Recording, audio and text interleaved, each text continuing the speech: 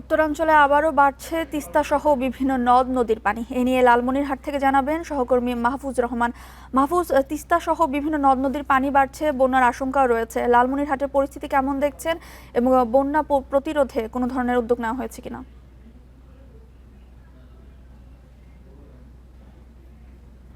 দেখুন, গত কিছুদিন থেকে কিন্তু তিস্তা নদীর পানি উঠানামা করছে, কোনো সময় বিপদসীমার উপরে এবং বেশিরভাগ সময়ই কিন্তু বিপদসীমার নিচে অবস্থান করছে। আমরা দেখেছি যে গত 5 দফায় কিন্তু লালমনিরহাটের নিম্নাঞ্চল প্লাবিত হয়েছে এবং নিম্নাঞ্চলে বেশ দুর্ভোগ পোহাতে হচ্ছে। আমরা গতকালকে যেটি খবর নিয়েছি, তিস্তা পানি কিন্তু বেড়ে যাচ্ছে।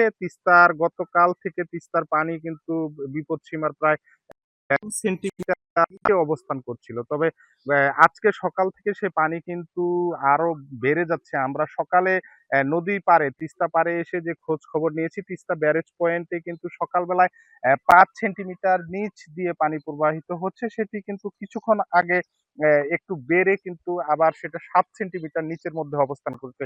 সব মিলে আমরা দেখেছি যে গত কয়েকদিন থেকে তিস্তা ফুলে ফুটে ওঠার চেষ্টা করছে এবং নিম্নাঞ্চল প্লাবিত হওয়ার একটি সম্ভাবনা সৃষ্টি হয়েছে। আমরা এ বিষয়ে কথা বলেছিলাম পাউবর নির্বাহী প্রকৌশলী আহ, সুনীল সুনীল কুমারের সাথে। তিনি আমাদেরকে যেমনটি জানিয়েছেন যে তিস্তা নদীতে কিন্তু আগামী 24 থেকে 48 ঘন্টায় কিন্তু স্বল্প মেয়াদী বন্যা হওয়ার একটি সম্ভাবনা আছে। তারা দেখছেন, তারা জানিয়েছেন যে যে তিস্তার পানি কিন্তু বিপদ সীমা কাছাকাছি সহ তিস্তার যে অববাহিকা আছে সেগুলো কিন্তু প্লাবিত হওয়ার একটি সম্ভাবনা রয়েছে।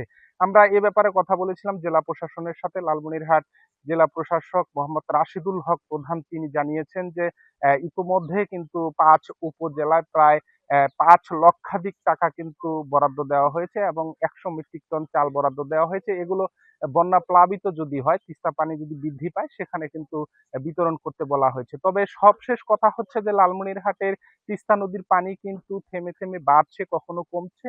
তবে আবহাওয়া পূর্বাভাস থেকে আমরা যেমনটি জেনেছি, আগামী 24 থেকে 48 ঘন্টার মধ্যে কিন্তু একটি স্বল্প মেয়াদী বন্যা হওয়ার সম্ভাবনা রয়েছে। তো এই ছিল আমার কাছে লালমনিরহাট থেকে সর্বশেষ। মাহফুজ, আপনি আমাদের সঙ্গেই থাকুন। এবার নদ নদীর পানি বৃদ্ধি নিয়ে জানাতে গাইবান্ধা থেকে যুক্ত হচ্ছেন সহকর্মী আবু সায়েম। সায়েম, বিভিন্ন জায়গায় তো পানি বৃদ্ধি পাচ্ছে, গাইবান্ধার পরিস্থিতি কি দেখছেন এবং পানি উন্নয়ন বোর্ড কি বলছে?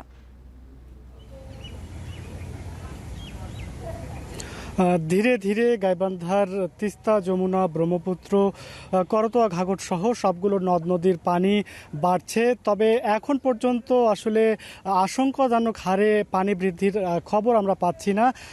তো আমরা যদি গত 24 ঘন্টার হিসাব ধরি, পানি উন্নয়ন বোর্ডের তথ্য অনুযায়ী গত 24 ঘন্টায় তিস্তা নদীর পানি 7 সেন্টিমিটার বেড়েছে। অন্যদিকে যমুনা এবং ব্রহ্মপুত্র নদের পানি 6 সেন্টিমিটার বেড়েছে এবং অন্যান্য যে নদ নদীগুলো রয়েছে সেগুলোর পানিও কিন্তু ধীরগতিতে বাড়ছে। এতে করে আসলে একদিকে গাইবান্ধার এসব নদ নদীর পাড়ের বাসিন্দাদের মধ্যে যে নদী ভাঙনের অব্যাহত রয়েছে এবং তার মধ্যে আসলে এই পানি বৃদ্ধির খবর তাদের মধ্যে এক ধরনের আতঙ্ক তৈরি করেছে। একদিকে নদী ভাঙনের কবলে পড়ে বসতভিটা, আবাদি জমি তারা হারিয়ে নিঃস্ব হচ্ছেন, অন্যদিকে এই পানি বৃদ্ধির খবরে তারা অনেকটাই আতঙ্কিত হয়ে পড়ছেন।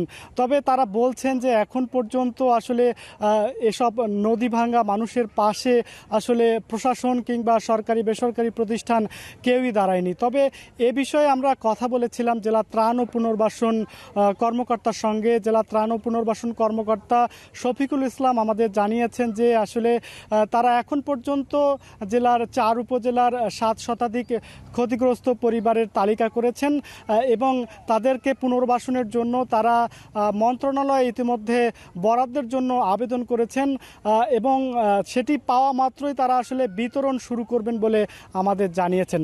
তবে পানি উন্নয়ন বোর্ড জানিয়েছে যে আসলে এরকম ভারী বৃষ্টিপাত এবং উজানের ঢল অব্যাহত থাকলে কিন্তু স্বল্পমেয়াদী বন্যার শঙ্কা রয়েছে এবং তারা যেসব ভাঙল কবলিত যে 25টি এলাকা রয়েছে সেই এলাকাগুলোতে আসলে অগ্রাধিকার ভিত্তিতে যেসব অঞ্চলে বিভিন্ন শিক্ষা প্রতিষ্ঠান সহ অন্যান্য স্থাপনা রয়েছে সেগুলোতে তারা জিও ব্যাগ সহ প্রতিরক্ষা ব্যবস্থার উদ্যোগ নিচ্ছেন এবং ক্রমান্বয়ে সেটি বাড়বে বলে পানি উন্নয়ন বোর্ড আমাদের জানিয়েছে। এছাড়া আপনাদের যদি বলি যে আসলে গাইবান্ধার 7 উপজেলার কিন্তু প্রায় 1.5 শতাধিক চর দ্বীপচর রয়েছে, সেগুলোতেও কিন্তু সেগুলোর বাসিন্দারাও কিন্তু অনেকটাই দুর্ভোগে পড়েছেন। তো গাইবান্ধা থেকে এই ছিল আমার কাছে সবশেষ খবর। নদ নদীর পানি বৃদ্ধি নিয়ে লালমনিরহাট ও গাইবান্ধা থেকে জানাচ্ছিলেন আমাদের সহকর্মীরা।